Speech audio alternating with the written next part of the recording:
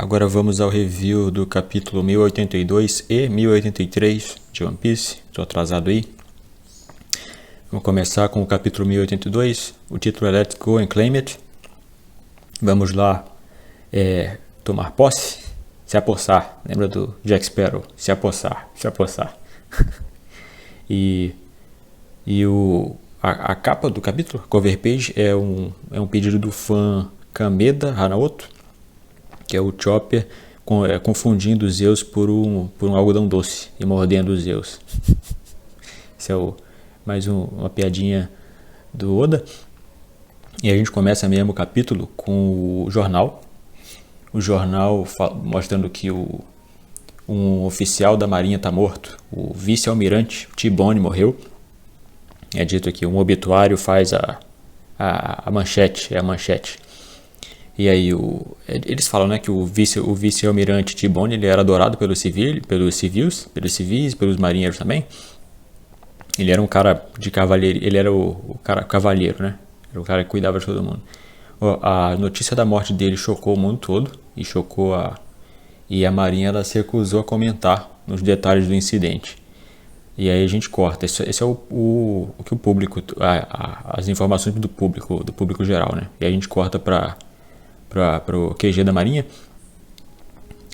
E aí o Sengoku está conversando com a Tsuru. Olha aí. Será que eles são um casal? Vamos ver. Aí o Sengoku pergunta se eles já encontraram um homem que fez isso, né? O homem o assassino do T-Bone. Ela fala que não, ainda não, e certamente, mas ela diz que eles têm certeza que a família do culpado tá muito bem de vida vivendo agora. E aí o Sengoku ele fala que o que está acontecendo, ele pergunta, né? O que está acontecendo com o mundo de preocupação? Porque os civis que eles juraram proteger vão começar a atacar eles pelas costas. E isso é importante nesse caso, né? Por causa do negócio do mundo aí. Porque os marinheiros, eles são tecnicamente as pessoas boas, né? Dos militares aí. Pelo menos você, pro teste para entrar nas forças armadas, você precisa ser equilibrado, né? Você precisa ser equilibrado, você precisa ser saudável. É qualquer um que pode escolher ser marinheiro, não. Então, para um cara que tenha virado vice-almirante, o cara já era um herói, com certeza. E aí o cara morreu assim. E os piratas aí estão causando problemas, muito mais problemas do que só a pirataria nesse caso. E aí a Tsuru tenta entender, né? Ela é velha já, ela já é idosa. Ela fala que principalmente nesse lugar onde o T-Bone morreu, era o Reino Pep, é onde mais de 1000 pessoas morrem por ano de fome. Ela fala que é por isso que ele deve ter morrido lá. Ó. E aí provavelmente eu acho que ele não se entregou não, ele deve ter morrido dormindo. Deve ser alguma taverna, alguma coisa assim. Não é possível que ele tenha se entregado para morrer. Porque se fosse o caso, se o problema fosse dinheiro, era só ele dar o soldo dele. Ele dava o soldo dele. O cara é vice-almirante, ele não deve ganhar uma merreca, né? O soldo dele devia ser o suficiente. Ele fazia uma doação ali. Ele fazia uma doação e o cara ficava bem. A família do cara ia ficar bem. Já que lá é uma pobreza tão grande, um pouco de dinheiro ia fazer muita diferença lá pros caras. Então ele poderia só realocar os caras. O cara é o vice-almirante, porra. Vice-almirante. Não faz sentido ele entregar a própria cabeça para isso. A não ser que esses 5 baús de tesouro aí que o pagamento pela cabeça dele seja tanto dinheiro assim. É muito estranho. É muito estranho essa morte do T-Bone. Eu acho que ele morreu dormindo em alguma taverna. O velhinho entrou lá e matou ele dormindo. Não é possível. E aí a Tsuru ela tenta passar o pano aí, e aí o Sengoku ele fala, né? O Sengoku que era o cara idealista aí que lutou na época que os piratas eram realmente uma ameaça mortal pro mundo todo, o cara que lutou contra o Zebek, o cara que caçava o Roger, e o Roger não era esse santinho não, galera. Só porque o cara tinha algum semblante de honra não quer dizer que ele era um santinho não. E aí ele fala que se eles não neutralizar a Cross Guild rapidamente, isso vai matar a moral de todos os marinheiros e vai enfraquecer a armada toda. E quando a Rina vem passando, ele fala que, Rina, você viu o Garp? Aí tem um novo tipo tem um novo sabor de biscoito que eu queria que ele provasse. Aí a Rina fala normal, ela fala normal assim, eu ouvi dizer que ele disse, né, que eu vou salvar o Kobe. E aí, alguns dias atrás, e agora ele provavelmente se uniu com a Sword, e eu tenho certeza que a Kujako tá com ele também. Assim, ela fala, passando, ela dropa essa notícia. O Garp foi invadir a Ilha dos Piratas, junto com a Sword e junto com a sua neta. E aí a Tsuru e o Sengoku, eles fazem aquela cara de, what? O quê? E esse é o segmento do Garp. Tá acontecendo ao mesmo tempo, né? Esse negócio aí tá acontecendo ao mesmo tempo. Hoje tem 5 capítulos já que os Piratas do Chapéu de Palha não aparecem. A gente não volta pra Egghead. A gente tá só indo pra frente e pra trás aqui no resto do mundo. E nesse mesmo momento, na Cross Guild, na base da Cross Guild, a gente tem o Bug, ele agradecendo o velhinho que matou o T-Bone, ele falando, muito obrigado por você ter feito isso, agora você é um servo do mal, é o novo campeão do mal, e aparentemente o velho cruzou cruzou os mares aí pra chegar até aí. Os cara sumiram com o velho aí. Botaram o velho no coisa do navio aí escondido e trouxeram ele até a sede da Cross Guild. E aí o Bug meio que adota o velho. Ele fala que ele ouviu dizer que a família dele recebeu o pagamento. Como é que recebe esse pagamento aí? Porque a gente lembra lá nos primeiros capítulos que a Nami ela tinha que pagar imposto, né? Eles meio que trocam os bancos, eles meio que eles não querem meio que saber de onde vem o dinheiro, mas eles pegam o pedaço deles ali. Eu não acho que a Nami, como pirata conhecida e procurada, ela tem acesso a uma conta bancária como a gente teria hoje. Eles meio que carregam o tesouro com eles, né? Em cédula, alguma coisa assim, que dê pra trocar. Como é que a família do velho recebeu o pagamento lá no país da miséria? E aí o Bug, mais uma vez, ele usa o carisma, né? Ele fala pro velho que ele é o carisma maligno encarnado. por ele ser tão humilde.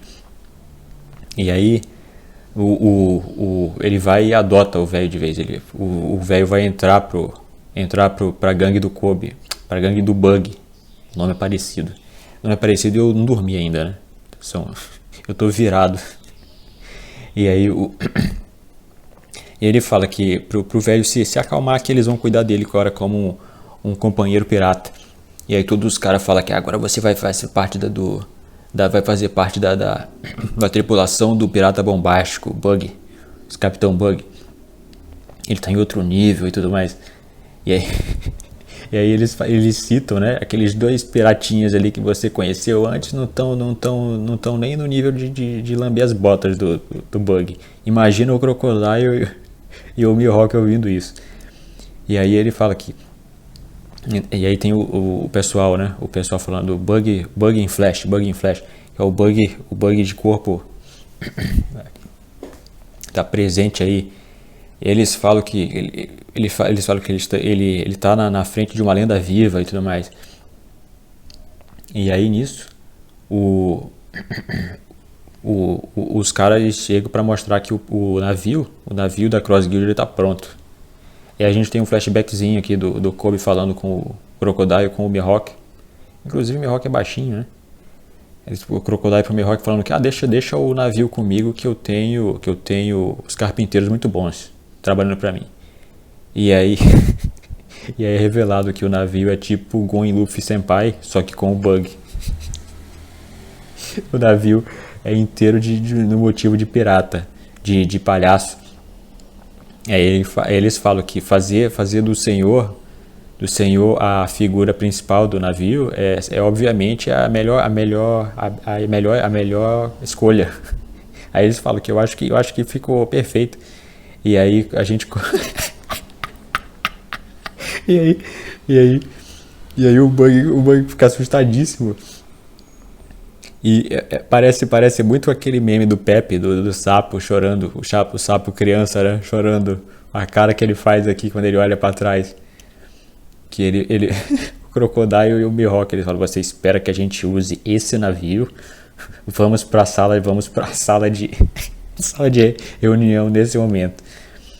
E aí enquanto o Bug vai pra tomar umas porradas, né, pra sala de reunião, os piratas eles ficam comemorando: vamos fazer um hip-hurra aí pro maior navio de todos os tempos. E aí corta pra sala de reunião, o pessoal, os piratas aí do Alvida e o Galdino, eles estão aí, eles não estão ajudando. Mostra o Bug gritando, o Bug tomando um cacete aí dos dois. E aí o Crocodile ele fala dos planos dele. Inclusive ele tá com um monte de papel na mão. Eu não acho que seja. Eu acho que é nota fiscal. Ele deve estar comprando coisa para preparar. Ele fala que o negócio é aumentar o conhecimento público da Cross Guild, está crescendo como planejado. A Marinha está começando a entender que eles são uma ameaça, e é por isso que eles precisam usar essa influência para formar a utopia dele. Ele fala que fazer um estado militar forte, para isso eles precisam estabelecer um poder tanto de influência quanto de ameaça, antes deles terem o poder bélico necessário, né? Eles precisam, provavelmente a Marinha não tem como um vice-almirante já caiu, né? E o vice-almirante já caiu, os outros almirantes grandes eles estão ocupados com piratas, então não tem os piratas menores, os marinheiros menores que sobraram, eles não vão atrás da Cross Guild nesse caso, principalmente porque o Bug é um imperador, é um Yonko, e o Mihawk é o maior espadachim do mundo, e o Crocodile era um gangster famoso. E aí ele fala que eles começam as tramóias dele, né, falando das tramóias dele e tudo mais. E aí nisso corta pro Bug. Enquanto os caras estão nas tramóias deles, cacete, eles falam que porque a gente precisa de poder, a gente precisa de dinheiro, a gente precisa de influência, babá. E aí o Bug ele começa a refletir sobre a vida dele, e ele fala que isso tá errado, isso não era assim que eu queria que a minha vida tivesse se tornado. E aí ele fala que riqueza e poder, né? Aí ele primeiro ele meio que pede desculpa, ele meio que hesita, mas ele vai ganhando confiança, o Bug. Ele fala que eu sei que eu talvez não sobreviva por dizer isso, mas como vocês se chamam de piratas fazendo esqueminha desse jeito, porque o Bug é aprendiz do Roger, né, galera? O Bug é aprendiz do Roger, ele aprendeu com o Roger a ser um pirata altivo, um pirata corajoso. O Roger não ficava de tramóia no meio de uma escondido numa sala, não. O Roger invadia os territórios sozinho, só com a cara e a coragem ali. Se precisasse fugir, ele fugia. Se o negócio não deu certo, ele foge, mas ele ia invadir na coragem. E esse era a referência que o Bug tem. E aí ele se ofende muito. Ele se ofende muito com esses caras que são muito mais poderosos, fazendo essas tramóiazinhas. Principalmente o Mihawk, né? Que porra que o Mihawk tá fazendo, cara? O Mihawk fazendo tramóia. Esperava mais do Mihawk. Mas a gente nunca teve como ler direito o Mihawk, né? Talvez ele esteja mostrando qual é que é a dele agora. Cara, porque o cara formou muito fácil com o Crocodile. E o Crocodile é um covarde, né? Pelo menos no padrão do Roger e do Barba Branca, ele é definitivamente um covarde. E aí o Bug, ele fala que Deixa eu trocar aqui. E aí o Bug ele fala que você deve ter ouvido, certo? O Bug falando pra eles. Você sabe que o Pirata Ruivo ele começou a se mover. Ele fala que o Bug e o Shanks, eles eram eles eram da tripulação do Rei dos Piratas. E mesmo que as circunstâncias preveniram eles de irem pra Laugh Tale juntos com os outros. Aí ele fala que agora fala isso. Lá desde o começo. Era isso que vocês queriam ser? Ele jogando isso pro Crocodile e pro Mihawk. E aí ele fala a gente vê a opinião do Bug, né? Tem inclusive um flashbackzinho aqui do Shanks aprendendo a usar a espada com o próprio Roger. E o Bug assistindo lá de longe. Aí ele fala que quando ele navegou junto com o Shanks ele brilhava de potencial. Ele sabia que ele não podia competir com o Shanks, então ele deixou passar o verdadeiro sonho dele. E aí a gente tem um flashback de 24 anos antes, no dia que o Roger foi executado. E aí o Bug, no meio da chuva, né, depois que ele perdeu o pai dele, nesse caso de criação, que era o Roger, ele meio que já que ele via o Shanks como o sucessor do Roger, ele apela pro Shanks, né? Ele fala que essa é a hora do Shanks virar o líder dele. Aí ele fala que essa era a hora. E aí quando o Shanks ele fala que ele mudou de ideia, ele fala, mudei de ideia, eu não tô pronto ainda. Eu não tô pronto ainda, mas eu ainda vou ser um pirata. E aí o Bug ele fica muito decepcionado com o Shanks. Ele fala que então você não é o próximo Rei dos Piratas, você me enganou nesse caso, né? Aí nisso, quando ele tá meio atordoado, o Shanks ele faz o convite para o Bug vir com ele, né? E aí o Bug chama ele de covarde. Ele fala que eu não vou trabalhar para você. Eu não vou trabalhar para você nesse caso, porque pro Bug era família, né? Não era só era família, era o negócio do rei e tudo mais. E o Shanks meio que desistiu disso tudo. Ele meio que não jogou o Shanks direito. E aí mas para óbvio, né? Para não mostrar os verdadeiros sentimentos dele ali, o Bug joga a desculpinha do mapa do tesouro. Mas o que ele está pensando é o negócio, né? Se você não se importa com conseguir o legado do Capitão Roger, e aí ele meio que dá desculpinha e foge, né? Aí ele fala que da próxima vez é melhor você...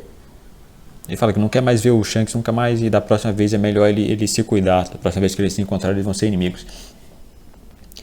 E aí a gente volta ao presente, e o Mihawk, tanto o Mihawk quanto o Crocodile, eles meio que ficaram pensativos, né, nesse negócio, né? Enquanto ele tá falando, eles meio que ficaram pensativos, porque o Crocodile também tinha o sonho de virar Rei dos Piratas, né? O Mihawk não sei, talvez, será? A gente vai, talvez, nesses capítulos a gente descubra um pouco mais sobre o Mihawk, porque é muito difícil ler esse cara e saber o que ele tá pensando. E aí o Bug ele fala que agora que o Shanks finalmente saiu, resolveu procurar One Piece, ele fala que eu não sei como isso aconteceu, se foi por sorte ou por chance, mas a gente finalmente é equivalente agora que eu sou rei, agora que eu sou o imperador. E então já que eles vão matar ele, né? Que ele acha que os caras vão matar ele, ele vai dizer, ele quer ser o Rei dos Piratas. Eu sempre quis ser o Rei dos Piratas, esse era o sonho do Bug. Aí ele fala de riqueza, poder. Aí ele fala que por que parar com isso? Vocês estão pensando pouco, por que parar só com isso quando a gente pode ter tudo? Aí ele fala que vamos para cima do One Piece, vamos reclamar o tesouro definitivo, vamos tornar o Rei dos Piratas. E aí o Crocodile parece que é tanto o Crocodile quanto o Mihawk, eles dão um porradão no que sobrou. E aí eles meio que falam que você acha que a gente vai te carregar até o topo? E ele fala que você o Mihawk ele ficou ofendido aí, né? E o Crocodile vem com o negócio das tramóias dele. Ah, você não tem um plano, você não tem recurso, você não tem... E aí o Bug, ele fala que é uma caçada ao tesouro. Não é uma caçada de guerra, não é uma caçada de militar, não. É uma caçada ao tesouro. E aí ele fala que a gente só precisa achar o tesouro antes deles. A gente só precisa reclamar o tesouro antes deles. E aí ele fala, olha, eu vou mostrar pra vocês como é que se faz. Aí ele fala que existem palavras que acendem o fogo no coração de cada pirata. É o mesmo motivo porque eles começaram a navegar. O mesmo motivo. E aí ele liga o Dendemushi dele e ele transmite para a ilha toda. E ele fala, ouçam aqui, homens, ouçam aqui. E aí os caras falam, para, Bug, para. E aí ele transmite para a ilha toda. Ele fala, homens, qual foi o sonho que levou vocês ao mar? E aí a gente corta os piratas e eles... tá muito alto, então os caras estão meio que tapando o ouvido. Ele fala que o pirata entendeu. Ele fala que o gerente aí, o Capitão Bug, ele parece que ele quer dar de volta pra gente reacender o sonho, cara. Eu não sei se eu tô pronto pra isso. E aí o Bug fala que cada momento da sua vida pode ser o último. Então por que ignorar a vontade que tá dentro de vocês, ó? Se você desistiu porque a realidade era muito assustadora, era muito difícil, agora é a sua chance.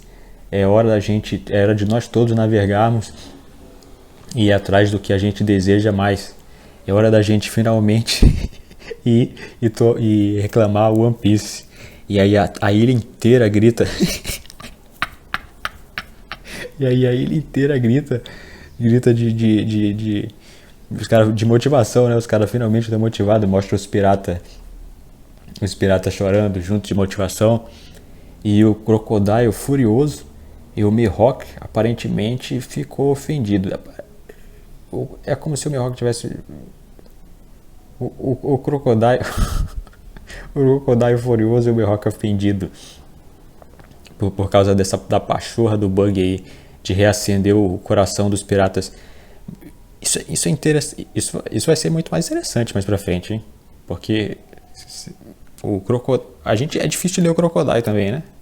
Aquele momento que ele veio ajudar o Luffy é muito estranho aquele negócio. E o Mihawk também, o Mihawk aí. Eles será que eles sentiram? Quando mostra aqui mais pra frente, mais pra trás, antes, quando o Bug começa a falar do sonho que todos os piratas tinham no começo, eles meio que ficam calados, né? Eles param pra ouvir, eles dão uma refletida. Será que lá, quando ele estiver já na hora do pega pra capar, eles não vão querer virar o rei dos piratas também? Até o Mihawk? Será que o Mihawk sempre teve o sonho de ser o rei dos piratas? Ele meio que desistiu? Ele desistiu quando o Shanks perdeu um braço? Porque ele não ia ter mais graça? Já que ser rei dos piratas é coisa de ego, né? Coisa do ego. Mas isso é interessante, isso aí, esse renascimento do Bug aí. Esse era o Bug que trabalhou pro Roger. Vocês lembram que os piratas do Barba Branca, eles falavam, né?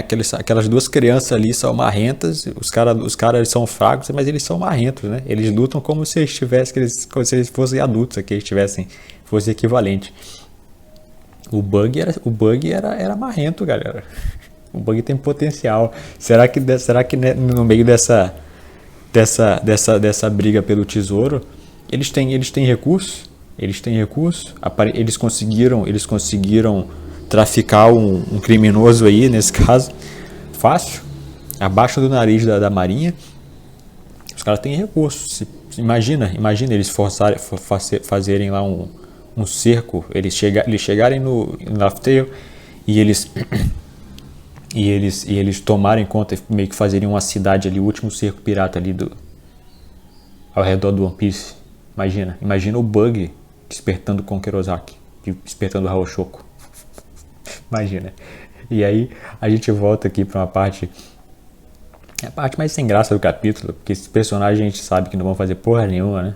É o Oda apresentando um monte de personagem, mas é o Oda apresentando personagem que não vai fazer nada. E aí a gente corta pra Camabaca Queendom. E aí tem 4 personagens aqui no coisa olhando o mar.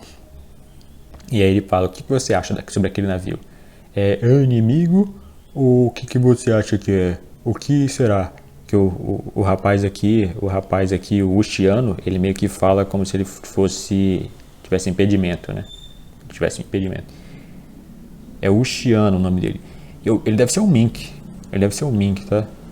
A não ser que ele tenha comido a Uchi no Mi, a fruta da vaca.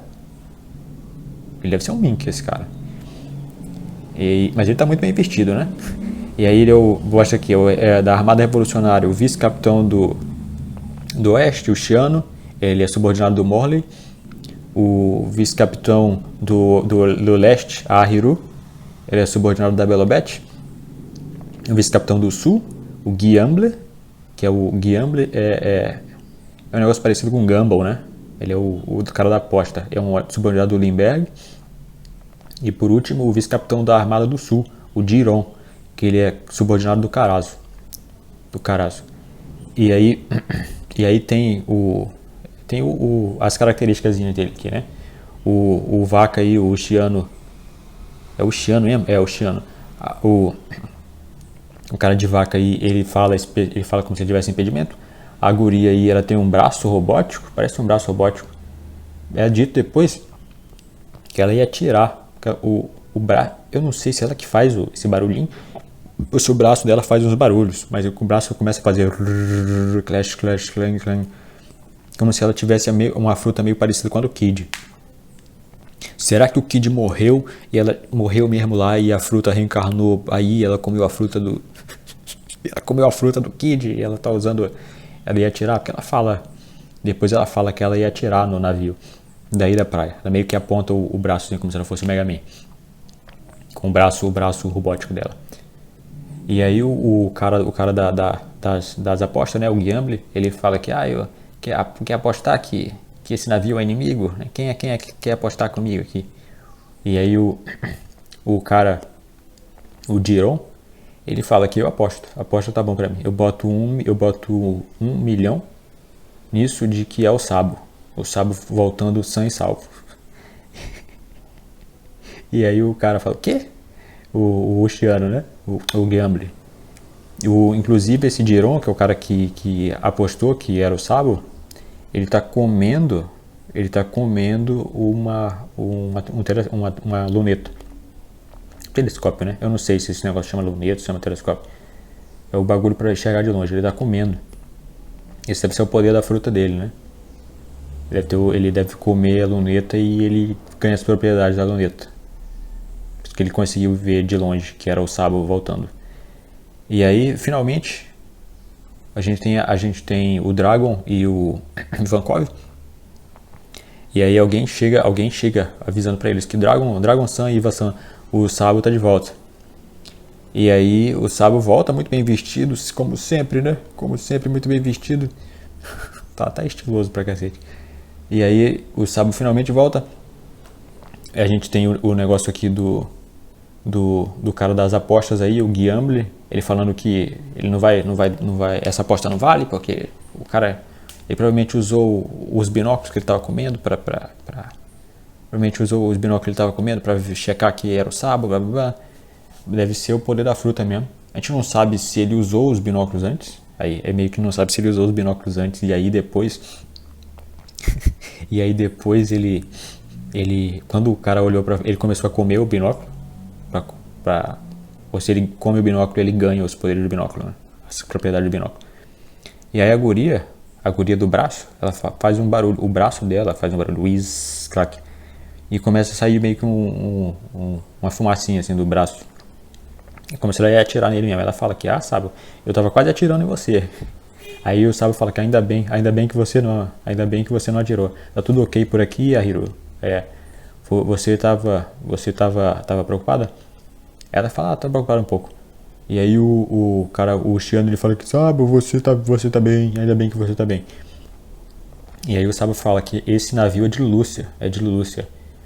Lúcia? Ela fala que o país que sumiu Aí ele fala que eu vou explicar depois, primeiro ajuda essa galera aqui. Aí a Mocha, ela tá aí, a guria do leite, pra quem não lembra. A guria do leite. É a guria do leite que o... Não é a guria do leite que... Eu sempre confundo. Essa deve ser a guria do leite que o Sanji salvou? Dos irmãos dele? Acho que é. Ou não, devo estar confundindo. Mas essa é a Mocha que eles falaram no capítulo anterior. Ela é personagem antiga, a guria do leite, que vendia leite.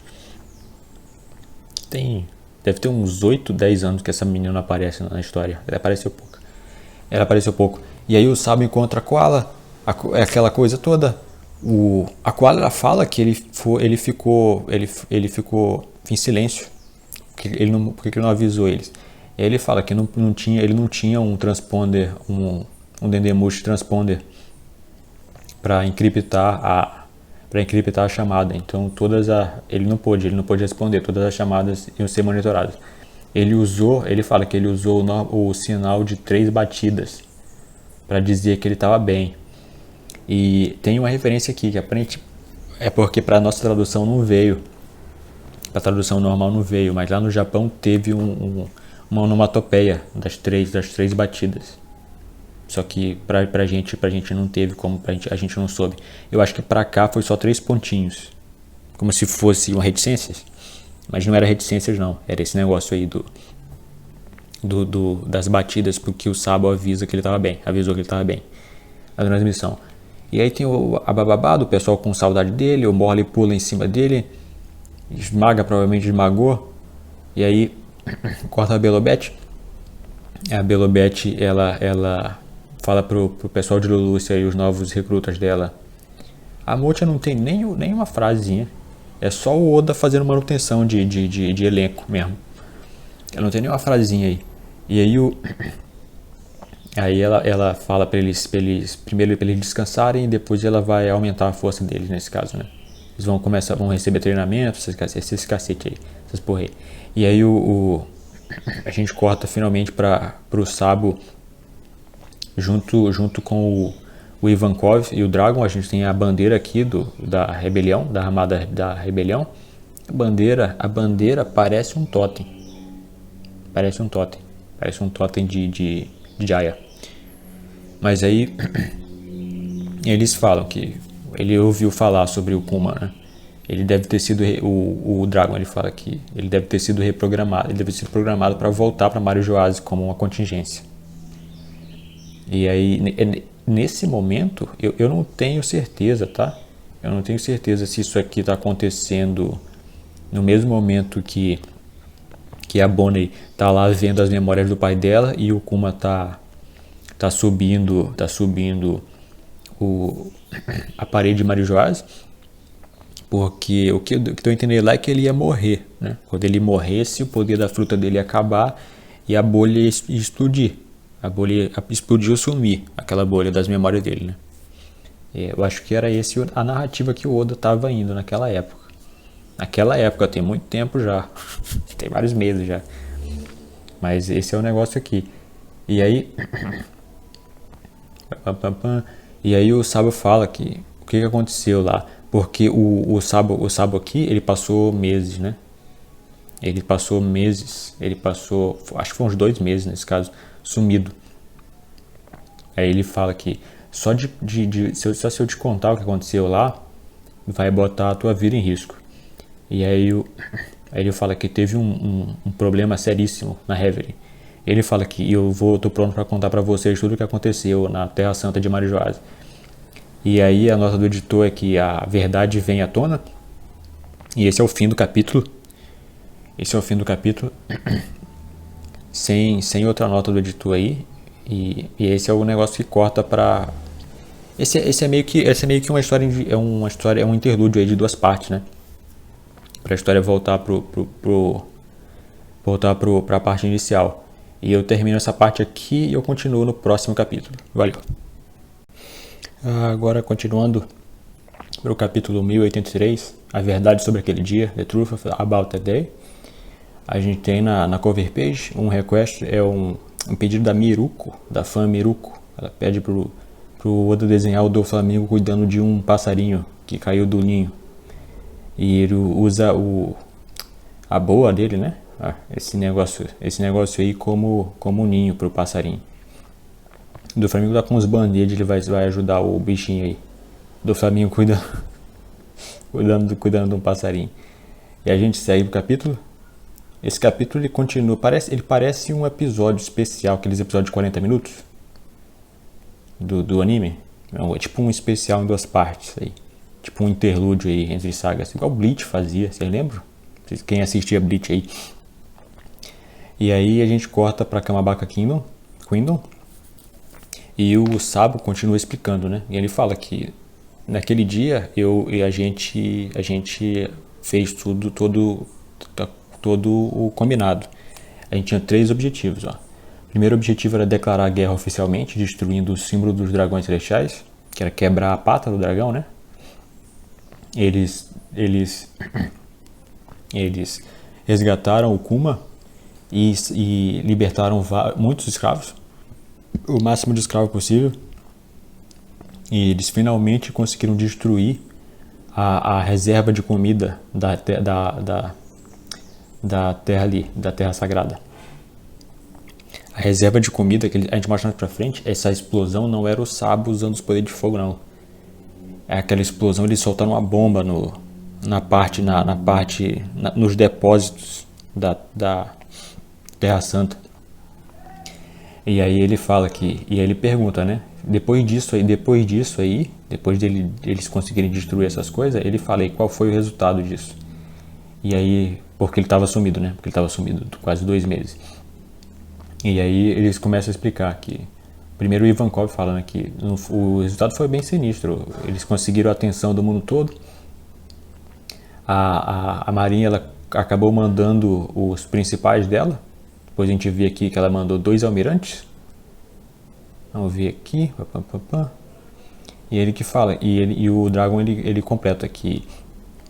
E eles conseguiram também fazer com que tivesse revolução em 12 nações. Onde a armada revolucionária tinha influência grande, né? 8 das nações conseguiram tomar o poder, dos revolucionários conseguiram tomar o poder, mas o Ivankov ele fala, o Ivankov inclusive está com um queixo esquisito, ele está parecendo com um nariz, o queixo dele está parecendo um nariz. E ele fala que mesmo que 8 tenham sido bem sucedidas, uma sumiu do mapa, né? Que foi o reino de Lúcia. E aí o Dragon ele continua aqui.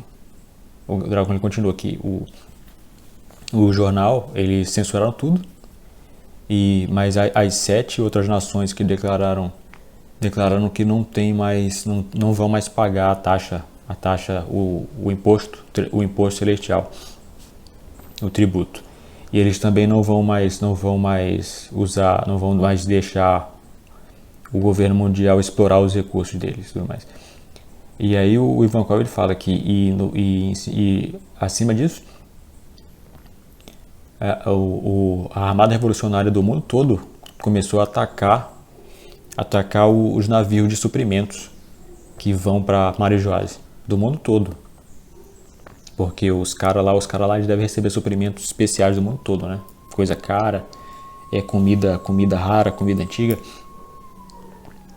E aí o Ivankov ele começa a ficar empolgado, né? O Ivankov ele fala que eles falam que a posição alta da Terra Santa faz com que ela seja um forte impenetrável.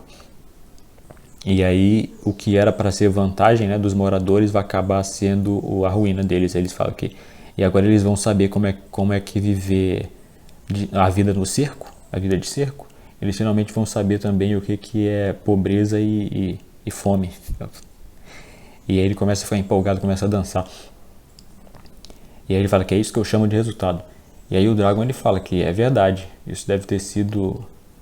A gente pode não conseguir cortar toda a linha de suprimento deles, mas a gente está fazendo com que eles comecem a... A gente está espremendo eles de suprimento. Eles devem, a essa altura, eles devem estar com muita dificuldade já. E aí aqui a gente tem um corte rápido. Ele fala que é o esperado, né? Era o esperado isso. Mas eles não são... Os nobres eles não são o inimigo que vai apanhar e deixar isso quieto. A verdadeira batalha da Armada Revolucionária vai começar quando eles mobilizarem os cavaleiros divinos aqui, os cavaleiros de Deus. Eles não mobilizaram ainda. Eles não foram mobilizados ainda. Esse é o negócio que foi diferente dos spoilers. Dos spoilers eles disseram que eles já tinham sido mobilizados e que o Dragon tinha medo deles. Aqui o Dragon fala que não, a verdadeira batalha vai ser quando esses caras forem mobilizados. Aqui tem 9, deixa eu ver aqui, é 1, 2, 3, 4, 5, 6... são 9. E um ponto importante aqui, inclusive esse meio que visual que o Oda usa é o mesmo visual que ele usava quando ele falava do Zebek. Esse visual de fundo aqui. E outra coisa interessante é que uma dessas silhuetas é o Shanks. Exatamente igual ao Shanks. E aí tinha muita gente falando que será que o Shanks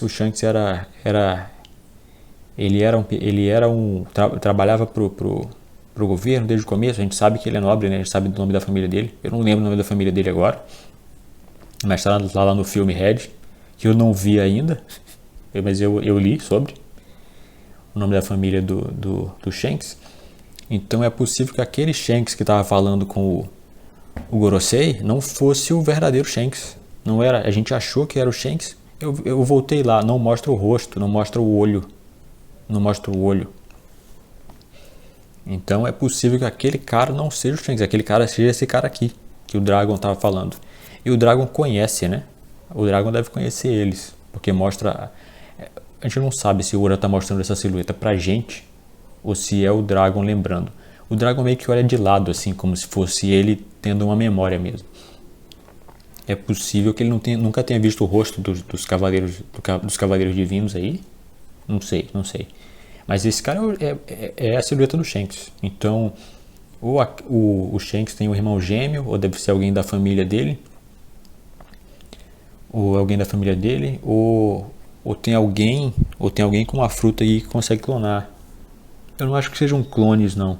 Porque quando se faz clone, o Vegapunk já mostrou que fazer clone é uma merda. Porque o clone, se ele vier igual ao original, e o original fosse um rebelde, o clone vai se rebelar. E se ele mudar muito, o clone vai dar merda de qualquer jeito, vai dar problema. Esse negócio de fazer clone é uma bosta. E é mais provável que o Shanks fosse de... A gente sabe que ele era de uma família conhecida. A gente não sabe se eles eram nobres altos, ou seja, eles eram dragões celestiais, provavelmente sim. Não está confirmado ainda. Não está confirmado. Então, ou esse é o próprio Shanks, e o Shanks vive uma vida dupla. Será que ele consegue se projetar com o hack dele? E ele meio que vive uma vida dupla.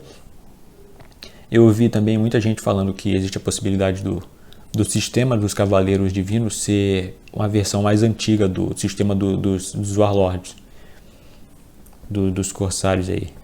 Eu não sei como é que eles traduziram Warlord para português. Dos Warlords. É possível, né? Será? Mas se for antigo, não é tão antigo, porque o Shanks ele só é um pirata há 20 anos. Eu acho que ele só é um pirata há uns 20 anos. Então, esse aí ou é o Shanks ou aquele Shanks que estava falando não era o Shanks. É provavelmente um irmão dele. É possível que seja o pai do Shanks também. Aí, né? Mas a gente vai ver. Mas mais pra frente a gente vê o Sabo e eles já não explicaram nesse capítulo qual é da morte do Rei Cobra. Então existe a possibilidade também de alguém que tenha uma fruta muito parecida com a do Bon Clay. Vai que é uma pessoa aí que copiando o Shanks, né? É possível também, mas eu acho que não, porque tá mostrando em silhueta pra gente, porque o Dragon, se o Dragon conhece os Cavaleiros Divinos e ele conhece o Shanks, ele saberia que tem um Cavaleiro Divino que tem a cara do Shanks, né? Será que o Oda vai soltar essa mais pra frente? Não sabemos. Mas ele cita esses cavaleiros aqui. Eles não se mobilizaram ainda. Assim que a situação apertar mais lá, porque a gente sabe que tem os nobres e tem os nobres, né?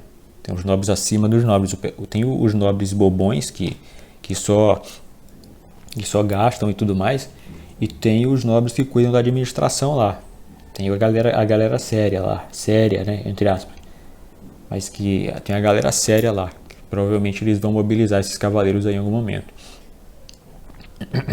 E aí, depois que ele cita esses cavaleiros, o Ivankov, ele fala que, e você sabe que agora você vai ser o número 1 deles, né?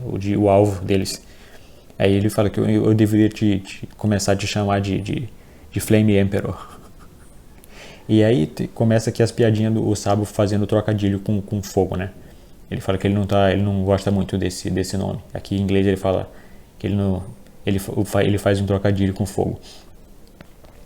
E aí o Dragon, ele fala que não importa a verdade sobre o assassinato do Rei Cobra, o que importa é que as notícias, né, fizeram com que o Sabo fosse um herói. Ele já é um herói, que já não tem mais, aparentemente tem mais de 2 meses, já tem a notícia. O Sabo ficou muito tempo aí sem se comunicar. E aí o Dragon fala que nos olhos dos revolucionários de todo mundo, figuras de autoridade junto com que são afiliadas ao governo mundial são odiadas por serem monstros sub-humanos. E aí ele fala que mas ele bota a nuance aí, né, que mesmo que tenham déspotas malignos e o cacete, que merecem essa reputação, tem também um número de governantes inteligentes e justos também. E o rei de Arabasta, o rei Cobra, ele estava acima disso ainda. Ele era considerado por todo mundo como um soberano incomparável. O cara era e ele fala que, mas infelizmente as informações falsas aí elas se espalham muito mais rápido do que as nuances. E aí o Sabo, ele fala que isso parece ser um pouco frio da minha parte, mas eu acho que, mas mesmo por mais que eu sinta isso pelo Rei Cobra, ele acha que isso foi benéfico nesse caso, porque a gente mostra mais pra frente que o Rei Cobra estava doente já, ele estava na cadeira de roda. E aí ele fala que por mais que a vida tenha terminado dessa forma, ela faz com que aumente as chamas da rebelião. Ele faz ele bebe, né? Ele bebe um copo do álcool aí, do licor que o Dragon botou pra ele. E aí o Dragon, ele fala que, cara, pra ele, né? Você realmente é inabalável. E aí o Ivankov tá curioso. Ele fala que não fala logo. Falou o que realmente aconteceu. O que aconteceu por trás dessa foto. E a gente mostra o Rei Cobra no chão, ele caído da cadeira de roda dele, e o Sabo sentado em cima com a mão no ouvido, como se ele estivesse reportando, entendeu? Provavelmente ele encontrou aí, tem Rei Cobra assassinado, né? Ele deve ter encontrado o corpo do Rei Cobra e ele correu pro aquele momento que ele correu para passar a informação, né? Provavelmente para reportar, que ele tá com a mão no ouvido aqui. E o Rei Cobra parece que ele tomou um tiro, tá com um ferimento bem parecido com o do Shaka. O Shaka o Vegapunk, não o Shaka Chacal, que vai aparecer mais pra frente. E aí aqui o Ivankov fala que a gente já chorou sobre isso.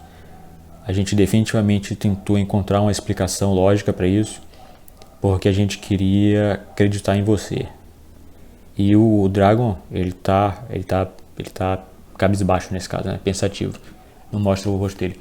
E aí o Sabo olha a foto pela primeira vez. Essa foto que é da onde ele foi incriminado. E aí ele começa a contar. Há mais de um mês atrás, na Casa dos Deuses, não muito tempo depois que a Reverie começou, a gente tem uma explosão absurda. Lá a gente já sabe, né? A parte eles falam como se fosse um depósito, mas eu acho que era um séquito inteiro da cidade de Marijoase, que era um depósito. Uma explosão gigante, uma explosão gigantesca. E aí o pessoal começa a correr, os nobres, o pessoal esquisito, tem o cabelinho cabelinho dos Teletubbies malditos aí. E aí eles chamam pelos burocratas. Aí, nos ajudem. Eles chamam pelos burocratas. E aí eles falam que é dito. Tem o pessoal aqui, são os 4 capitães e os intrusos eles estão junto com a Armada Revolucionária. Eles falam que eles explodiram o depósito. Aí e aí confirma aqui, né? O que era o plano. Eles destruíram o símbolo, a pata do dragão. E agora eles destruíram o depósito. Aí a mulher fala que depois disso, depois que eles resolverem isso, para eles trazerem os guarda-costas aí para eles serem executados também, porque eles deixaram isso acontecer. Provavelmente foi como eles entraram aí, né? Os guardas devem ter entrado para a Armada Revolucionária. E aí o Teletubby do inferno aí, ele começa a dar porrada no escravo dele que ele está usando de cavalo. E aí nesse momento chega o cara azul. E aqui nesse capítulo a gente tem a revelação de qual é do cara azul. Ele meio que um corvo, o cara ia atirar no escravo dele e um corvo toma a arma, né? E aí ele chama de Crowing Suit. Ele usa um ataque chamado Crowing Suit. Ele meio que sussurra, né? O cara azul. Ele sussurra. E aí um corvo atira do corpo dele. E aí a gente tem aqui, ó. A gente tem o modo como ele luta. Ele meio que toma vários tiros, ele é como se ele fosse um Logia, né? Como se ele fosse um Logia até então. Ou uma Paramestre especial, igual o Katakuri. Mas é bem parecido com o negócio. Eu não acho que ele seja uma Paramestre especial, não. Eu acho que ele é um Logia mesmo. A gente vai ver o elemento dele mais pra frente. Esse cara era o Santo Plumin. O Teletubby do inferno aí, que ia matar o escravo dele. E a gente tem umas cenas maneiras aí, ó. E eles falam para atirar no cara azul até que não sobra nada. E aí eles atiram e realmente não sobra porra nenhuma. Aí meio que vem um pó assim no chão. As penas dos corvos, elas viram pó. No chão. E aí o cara azul aparece atrás deles e ataca eles. Parece um pozinho no chão assim. E aí o cara azul aparece atrás deles e usa um ataque chamado Obelisut. Que aí a gente tem a revelação aqui. O cara azul, ele comeu a Sut, nome. É a fruta da fuligem. Sut é fuligem em português. A fruta dele não tem nada a ver com corvo. A fruta dele é de fuligem. Ele ataca os caras aqui, dessa vez, do chão. Ele ataca os caras com umas lanças. Assim. A fruta do cara azul não tem nada a ver com corvo. É ele que dá o motivo de corvo aí. Ele provavelmente é um Logia de fuligem. Tem uns Logia esquisitos, né? Tem o Caribou é do pântano, né? Então o cara que esse de fuligem não é tão diferente assim. E aí é ele que faz os corvos, hein? Porque a gente mostra aqui que as penas do corvo ela volta a ser fuligem quando ele desativa. E aí quando tá embaixo que ele ataca, que ele transforma o fuligem em lanças para atacar os caras. E aí nisso corta pro Lindbergh atirando com laser, meio que voando atirando com laser, e aí ele solta os escravos, que era um dos objetivos que eles atacaram a Reverie. E aí eles falam que é para eles irem pro lado oeste da cidade, porque lá tem alguém que vai tirar eles daí. E aí o cara azul continua lutando. Nisso dá pra ver umas explosões no fundo, né? E aí o Lindbergh ele fala, nossa, eles estão indo tão empolgados ali daquele lado lá. E o cara azul passa por ele, e ele o corvo, né? Ele fala que eles estão indo para esse lugar aí, ó. Vai rápido e liberta todo mundo. E aí o Lindbergh confirma, deixa comigo. E aí o cara azul mais uma vez usa um ataque de corvo. Ele dessa vez está lutando contra o Fugitora. E o Fugitora ele tá lutando com o cajado, ele não puxou a espada dele ainda. E ele meio que rebate os corvos, né? A gravidade aí não é tão difícil. Não é tão difícil de lutar contra o Logia.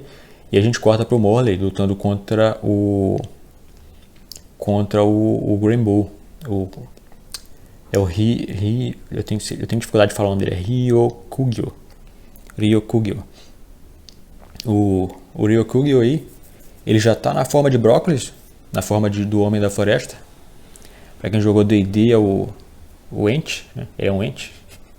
Inclusive na quarta edição tinha aquela classe Guardião, que tinha essa forma aí do Guardião da Floresta. E aí ele tá lutando, né? Eles começam a destruir a porra da cidade. O Morley não tá causando muito dano aqui não, porque ele não tá usando hack aqui, né? E o Green Bull, ele é... O Aramaki aqui, ele é praticamente indestrutível, né?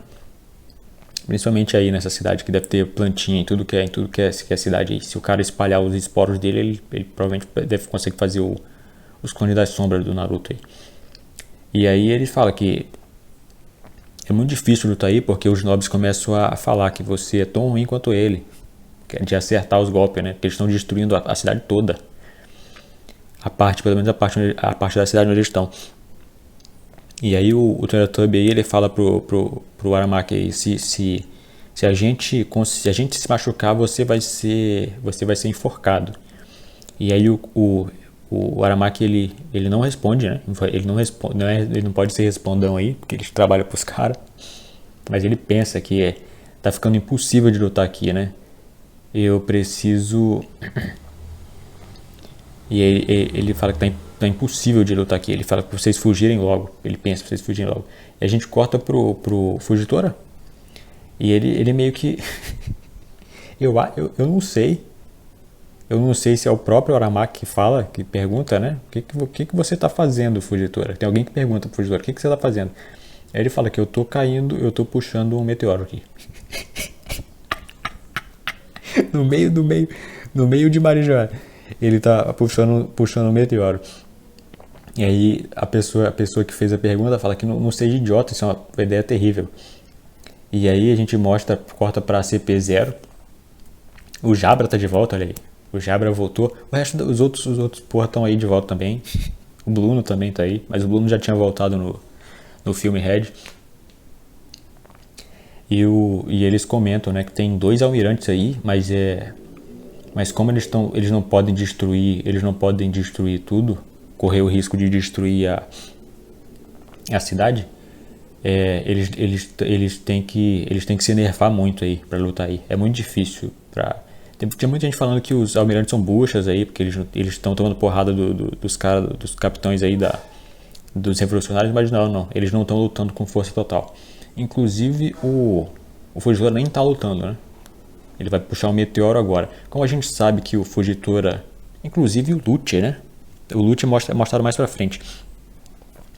O Lute, como o Fujitora odeia essa galera aí, a gente meio que não sabe até onde vai a índole do Fujitora, né? Ele odeia esses caras. Agora que eles têm que proteger eles, arriscar a vida pra proteger eles, imagina se caísse um meteoro aí de acidente, né? E matasse uns nobres aí, imagina. Eu não acho que o Fujitora faria isso.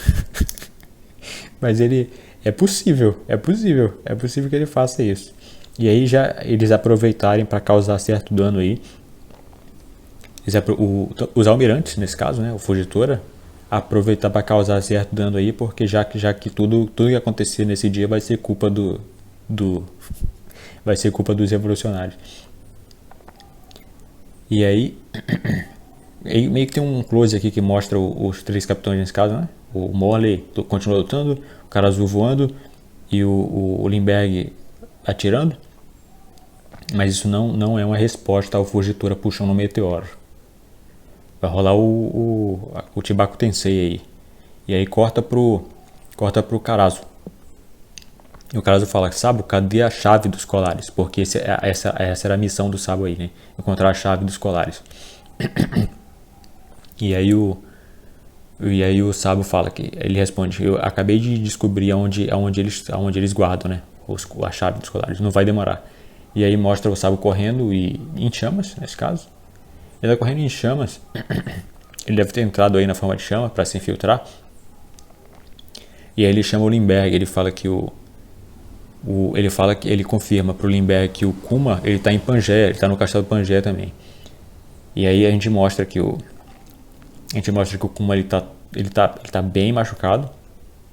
A gente mostra o Charles e o Oswald carregando, falando que nesse momento parece que eles estão indo atrás da Shira Roche para atacar a Shira Roche de novo.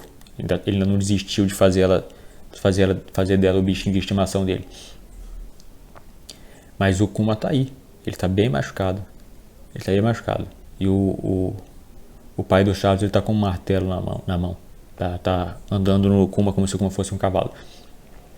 E aí eles devem estar aproveitando, eles devem ter tido a mesma ideia, né? Aproveitar para fazer merda porque a culpa vai ser dos revolucionários. E aí o Lindbergh ele fala, eu não vou perdoar eles por usarem o Kuma desse jeito.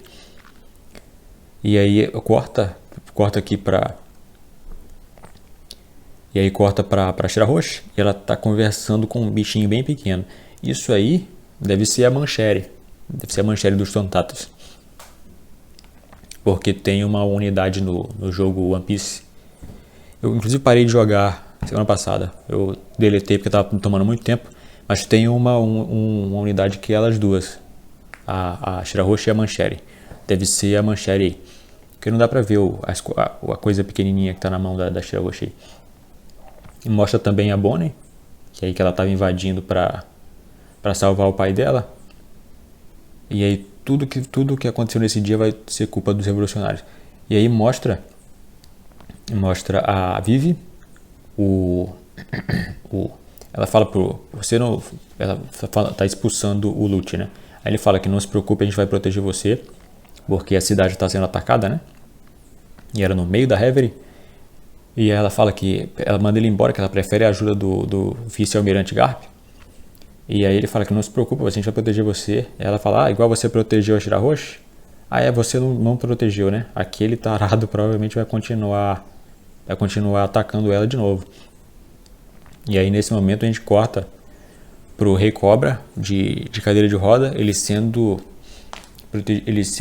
seguido aí pelo Shaka, o Chacal, não o Shaka de virgem. E pelo Pel. O Pel tá aí. Não mostra o rosto dele, não mostra o rosto do Shaka também. O Pel tá aí. Pra quem tava com saudade. Eu tava, só eu. Se você tava com saudade do Pel, deixa aí no comentário saudade do Pel. E ele fala, os guardas eles falam que é só o Rei Cobra que teve a permissão de ter uma audiência com os cinco anciões aí. E aí o Shaka, né, ele tenta intervir aí, mas o Rei Cobra ele fala que Shaka, Pel, isso não vai demorar e seria muito tedioso para vocês esperarem do lado de fora, né? E então seria muito melhor o uso do tempo de vocês se vocês procurassem pela Vivi, porque ela sempre foi travessa e você não pode deixar ela fora de vista, né? Senão ela vai fazer merda. E aí esse é o fim do capítulo. E tem tipo uma onomatopeia grande aí falando qual o propósito desse encontro que ele teve com os cinco anciões aí, Gorosei. E esse é o fim do capítulo. O que eu acho? Eu acho que não foi o Gorosei que matou ele. Eu acho que, já que por causa do ataque aí, vai ter um jogo de... esse negócio vai ter um jogo de quem é o traidor. Nesse caso, múltiplos traidores, igual o que aconteceu em Egghead. Porque tudo que aconteceu nesse dia vai ser culpa dos revolucionários. Entendeu? Então, os próprios nobres vão começar a fazer merda aí. É muito provável. Eu não acho que o Gorosei seja do feitio do Gorosei matar um rei. Matar um rei assim. No tiro, assim, deixar o corpo. Os caras sabiam que o Sabo estava vindo. Será que a pessoa que estava falando com o Sabo, a última pessoa que estava falando com o Sabo, depois dessa conversa que ele teve aqui, dessa última conversa, era os revolucionários mesmo? Não é porque a fruta do Bon Clay faz isso, né? Faz isso, a fruta do Bon Clay. E esse ataque dos revolucionários aí, como se era o plano perfeito dos revolucionários, mas é possível que seja os outros nobres aí que são cobra comendo cobra, pudesse estar esperando só aproveitar a situação para começar os planos deles aí também. É muito estranho, tudo que está acontecendo aqui, principalmente com a cara do Lute aí. A cara do Lute, a CP9, a CP0 tá aí. É muito estranho isso aí. Então a gente tem que esperar. Quem você acha? Quem vocês acham aí quem vocês acham que matou o Rei Cobra? Foi um tiro. Parece que foi um tiro. Quem vocês acham? Diz aí nos comentários. Deixa aí nos comentários. Porque eu não acho que foi o Gorosei.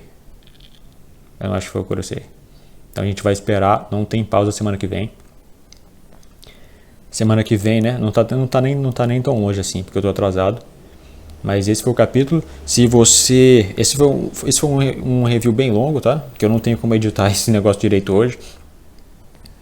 Mas vocês ouçam como podcast. Eu vou botar podcast no título. Provavelmente as pessoas vão se assustar menos com o tamanho desse episódio.